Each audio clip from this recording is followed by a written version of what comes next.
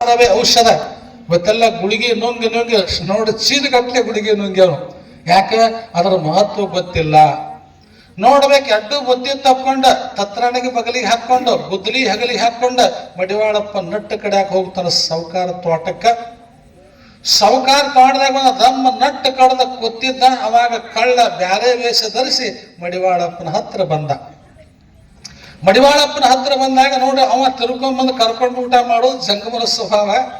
ಬಾರಪ್ಪ ಅಂತ ತಿಳ್ಕೊಂಡು, ಅಲ್ಲಪ್ಪ ನಿನ್ನ ಮನೆಗೆ ರಾತ್ರಿ ಕಳ್ಳತನ ಮಾಡಕ್ ಮ್ಯಾಲೆ ಬೆಳಕಿಂಡ ಕೂತಿದ್ದೆ, ನೀ ಏನಂದಿ? ನಿಮ್ಮ ಮಗ ಒಂದು ಮಣ್ಣಿನ ಬುತ್ತಿ ಒಂದು ನಾಡ ಬುತ್ತಿ ಕಟ್ಟೆವ ಅಂತಂದು. ಅದ್ರ ಅರ್ಥ ನನಗೆ ಹೇಳು, ಮೊದಲು ಊಟ ಮಾಡಿ ಆಮೇಲೆ ಹೇಳ್ತಾನೆ ನಾವು. ಇಲ್ಲ, ಮೊದಲು ಅರ್ಥ ಹೇಳು. ಹಂಗಲ್ಲದು, ಉಂಡ ಮೇಲೆ ಇದ್ರ ಅರ್ಥ ಅಕ್ಕದ. ಆಯ್ತತ್ 4 ರೊಟ್ಟಿ ತಾಟಿಲ್ಲ ಏನಿಲ್ಲ, ಅದ ರೊಟ್ಟಿನ ತಾಟ್ನಾಗ ಮಾಡ್ಕೊಂಡು ಪುಂಡಿ ಪಲ್ಯ ಎಣ್ಣೆ. ಯಾಕ್ರಿ ಸರ್, ಎಷ್ಟು ರುಚಿ ಇರ್ತದೆ. ಅದಕ್ಕೆ ನೀವು ಜಂಬಿಗೆ ಅವರು ಪಂಚತಾರ ಹೋಟೆಲ್ಗೆ ಬರ್ರಿ, ಹೋಗ್ರಿ, ಪಂಚತಾರ ಹೋಟೆಲ್ಗೆ ಹೋಗ್ರಿ. ಅಲ್ಲಿ ಹಾಲದ, ಅಲ್ಲಿ ಸಕ್ಕರೆದ, ಅಲ್ಲಿ ತುಪ್ಪದ, ಅಲ್ಲಿ ಬೆಣ್ಣೆದ, ಆದ್ರೆ ಅಲ್ಲಿ ಒಂದಿಲ್ಲ. ನೀವು ಮನೆಗೆ ಬರ್ರಿ, ತಾಯಿಗೆ ವಯಸ್ಸಾಗ್ಯದ, ಹಸಿ ಬಿಸಿ ರೊಟ್ಟಿ ಮಾಡಿರ್ತಾಳೆ, ನೋಡ್ಬೇಕು ಪುಂಡಿ ಪಲ್ಯ ಹಚ್ಚಿರ್ತಾಳೆ, 2 ಹನಿ ಬಿಟ್ಟಿರ್ತಾಳೆ. ಅಲ್ಲಿ ಎಲ್ಲ ಇದ್ರು ಅಷ್ಟು ರುಚಿ ಆಗಂಗಿಲ್ಲ.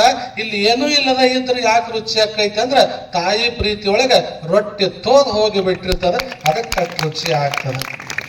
ಇಲ್ಲೇ ಆಲೂರು ಶರಣ ಬಂಧುಗಳೇ, ನಿಮ್ಮ ಆಲೂರೊಳಗೆ ಬಸವೇಶ್ವರ ಪುರಾಣ ಮಾಡಿದೆವು.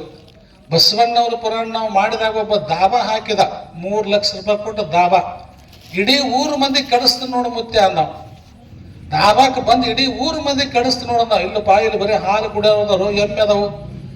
3 ತಿಂಗಳು ಒಬ್ಬ ಮನುಷ್ಯರು ಹೋಗ್ಬೇಕಲ್ರಿ. ಇನ್ನೂ ಆ ಊರಾಗ ಹೋಟೆಲ್ ಇಲ್ಲ, ದಾಬಾ ಇಲ್ಲ, ಒಬ್ರು ಹೋಗ್ಲಿಲ್ಲ. ನೀವು ಹೇಳಿದ ಮಾತ್ರ ಸತ್ಯದ ಮುತ್ತೆ. ವರ್ಷಕ್ಕೆ ಪುರಾಣ ಇವರು ಕೇಳಿ ಪರಿವರ್ತನೆ ಆಗ್ಯಾರ ತಿಳ್ಕೊಂಡು 3 ಲಕ್ಷ ಹಾಕಿದಂತ ದಾಬಾ ಕಿತ್ಕೊಂಡು ಹೋಗಿ ಬಿಜಾಪುರಕ್ಕೆ ಹಾಕಿದ. ಅಂದ್ರೆ ಇದರ ಅರ್ಥ ಏನ್ರಿ? ಮನುಷ್ಯನಲ್ಲಿ ಪ್ರಜ್ಞಾಹೀನರಾಗಿದ್ದೇವೆ ನಾವು, ಪ್ರಜ್ಞಾವಂತರಾಗಬೇಕಾಗ್ಯದ. ಮನುಷ್ಯರು ನಾವು ಹೆಂಗೆ ಓದಬೇಕು, ಏನು ತಿನ್ನಬೇಕು, ಏನು ತಿನ್ನಬಾರ್ದು. ಇದು ಪ್ರಸಾದ ಕಾಯ, ಕೆಡಿಸಲಾಗದು ಅಂದ ಬಸವಣ್ಣ. ಇದಕ್ಕೆ ಹಾಕಬಾರ್ದು, ಹಾಕ್ತೇವೆ. ನಿಮ್ಮ ಪಟಪಟ್ಟಿಗೆ ನೀವು ಚಿಮಣಿ ಎಣ್ಣೆ ಹಾಕಿ ಹೊಡೆದ್ರೆ ಭಾಳ ದಿವಸ ಬದುಕ್ತದಂಡದ. ಪೆಟ್ರೋಲ್ ಡೀಸೆಲ್ ಹಾಕಿದ್ರೆ ಹೆಂಗೆ ಅದಕ್ಕೆ ಪದ್ಧತಿ ಪ್ರಕಾರ ಇದು ಒಂದು ಗಾಡಿದ್ದಂಗೆ ಅಂತ ಹೇಳ್ತಾನೆ ಶರಣ ಬಸಪ್ಪ. ಇದಕ್ಕೆ ಹಾಕಬೇಕು. ಇದಕ್ಕೆ ಎಲ್ಲ ಹಾಕಿದಾಗ ಇದು ಇಂಜನ್ ಚಲೋ ಇರ್ತದೆ, ಇಲ್ಲಾಂದ್ರೆ ಇಂಜಿನ್ ಕೆಟ್ಟು ಹೋಗ್ತದೆ. ಅವಾಗ ಅಲ್ಲಿ ನೋಡಿ ಊಟ ಮಾಡಿಸಿದ. ಊಟ ಮಾಡಿಸಿ ಹೇಳಪ್ಪ ಪ್ರಶ್ನೆ ಅಂದ ಕಳ್ಳ.